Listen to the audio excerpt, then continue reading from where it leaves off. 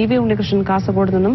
ഉണ്ണി, കുട്ടിയെ കാണാതായത് മുതൽ ഈ പുഴയിൽ ദിവസങ്ങൾ നീണ്ട തെരച്ചിൽ നടത്തിയിരുന്നു. അപ്പോഴൊന്നും മൃതദേഹം കണ്ടെത്താനായിരുന്നില്ല. ഇപ്പോൾ എവിടെ നിന്നാണ് മൃതദേഹം കണ്ടെത്തിയിരിക്കുന്നത്? ഇത് സന ഫാത്തിമയുടെ തന്നെയാണെന്ന് സ്ഥിരീകരിച്ചോ? അത് സന ഫാത്തിമയുടേതാണ് മൃതദേഹമെന്ന് പോലീസ് ഇപ്പോൾ ഔദ്യോഗികമായി സ്ഥിരീകരിച്ച് കഴിഞ്ഞിട്ടുണ്ട്. ഏതായാലും ഒരാഴ്ചയായി നീണ്ടുവന്ന ആശയക്കുഴപ്പത്തിനും അവ്യക്തതയുമാണ് മാറുന്നതെങ്കിലും സന ഫാത്തിമയുടെ മരണം കൂടി ഇന്ന് സ്ഥിരീകരിക്കുകയാണ്. കഴിഞ്ഞ വ്യാഴാഴ്ച വൈകുന്നേരമാണ് വീട്ടുമുറ്റത്ത് കളിച്ചുകൊണ്ടിരിക്കുകയായിരുന്ന സന ഫാത്തിമയെ കാണാതായത്.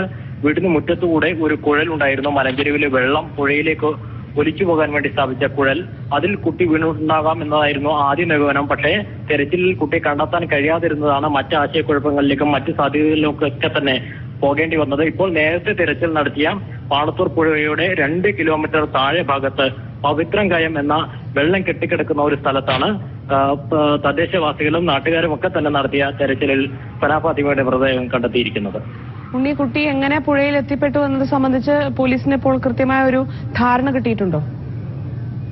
നേരത്തെ തന്നെ പോലീസ് അന്വേഷണത്തിന്റെ തുടക്കത്തിൽ തന്നെ പോലീസ് പറഞ്ഞിരുന്നത് കുട്ടി കുഴലിൽ വീണ് അത് പുഴയിലേക്ക് കുട്ടി ഒഴുകി പോകാനുള്ള ഒരു സാധ്യത തന്നെയായിരുന്നു അന്വേഷണത്തിന്റെ തുടക്കത്തിൽ തന്നെ പോലീസ് പറഞ്ഞിരുന്നത്. പക്ഷേ വീട്ടുകാരും നാട്ടുകാരും ഒക്കെ തട്ടിക്കൊണ്ടുപോകുന്നതിനുള്ള സാധ്യതകൾ പോലീസ് പരിശോധിക്കണമെന്ന് ആവശ്യപ്പെടുകയും അത്തരമൊരു സമ്മർദ്ദം പോലീസിന് മേൽ ഉണ്ടാവുകയും ചെയ്തു. അതുകൊണ്ടാണ് മറ്റ് സാധ്യതകളിലേക്ക് പോലീസ് അന്വേഷണം വ്യാപിപ്പിക്കുകയും പ്രത്യേക സംഘം അതിനായി രൂപീകരിക്കുകയും ചെയ്തത്. പക്ഷേ അനൌദ്യോഗികമായി പോലീസ് കൃത്യമായി കുട്ടി ഒഴുക്കിൽപ്പെട്ടത് തന്നെയാണ് എന്ന് പോലീസ് പറയുന്നുണ്ടായിരുന്നു. മൃതദേഹം കിട്ടാത്തത് മാത്രമായിരുന്നു അത്തരം കാര്യങ്ങൾ സ്ഥിരീകരിക്കുന്നതിനുണ്ടായിരുന്ന തടസ്സം. ഒരു നാടിന്റെ പ്രതീക്ഷ അസ്തമിച്ചിരിക്കുന്നു.